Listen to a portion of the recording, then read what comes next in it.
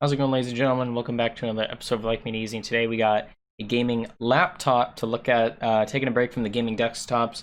Also, guys, leave a comment down below what computers you want me to check out, what brand, what model. I will happily do a video on it and give my impressions in a future upload.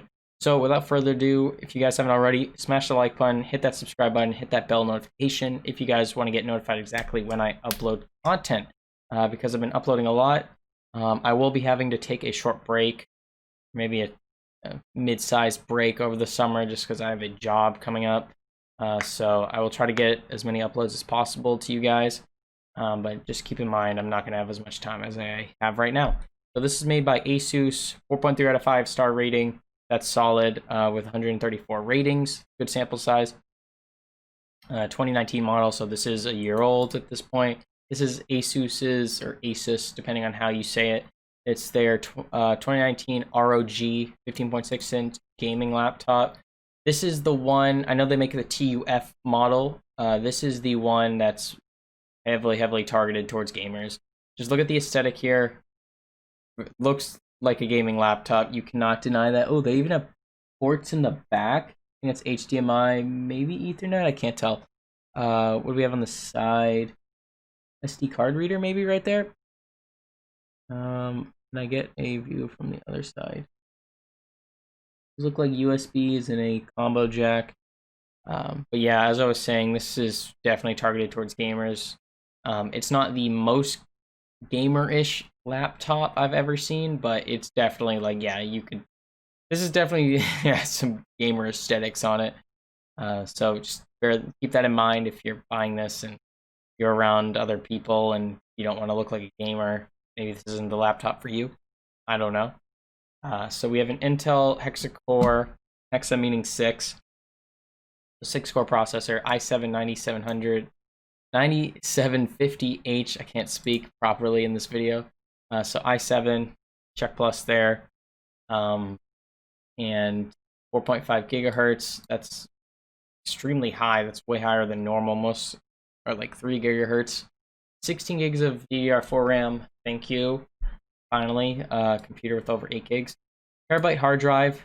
Great. 512 gigabyte SSD. Great. That's actually bigger than I was expecting for this price. GTX 1650. Now, I think that's where they had to cut corners here a little. The graphics card is good. But just keep in mind, you can get a laptop with this same graphics card for around $300 cheaper, $200 to $300 cheaper on Amazon. Like I know Lenovo makes one, MSI makes one, so just keep that in mind. The CPU is definitely up to par, and then I'd say the GPU is just a little under what I was expecting for a $1,000 laptop. But 802.11. AC Wi-Fi, great. Windows 10 standard. Okay, so I think that's a little misleading right here because it says right here 2.6 gigahertz max turbo is 4.5. So they put the max turbo in the title probably just to get clicks on it, which is fine. It's not a little misleading, but like it's not false. You know what I mean? So 1080p display. A lot of these laptops say they have a 1080p display, but it really comes down to like viewing angles, if they're matte, gloss, OLED, LCD, refresh rate. There's a lot that goes into it, and resolution does not tell the full story. What's another thing? Percent of the RGB spectrum. That's huge.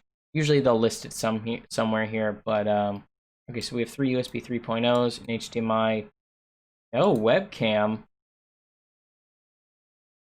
No webcam, no optical drive, and a headphone combo. That is strange. That is actually weird. They just didn't put a webcam in here. Personally, I think all computers should come with a webcam, well, especially right now during the crisis.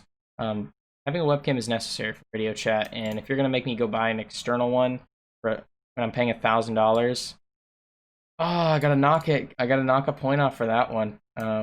Even how great of a laptop this is and the specs. You're gonna get rid of a webcam? Webcams are super cheap. We all know that. I also have a newer model, the 2020. I might check that out in the future. Maybe that one has a webcam. If we just scroll down, this is the Lenovo one with the GTX 1650, and they make other models with the 1650 as well. So did I read that wrong? Is it not 2.9?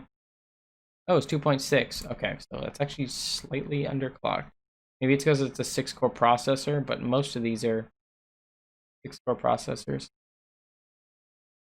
Weird. A little thick at over an inch. 5.3 pounds. That's actually kind of light for this size. Optical drive. I would love to see the battery size on here, but it gets good ratings for the most part. I mean,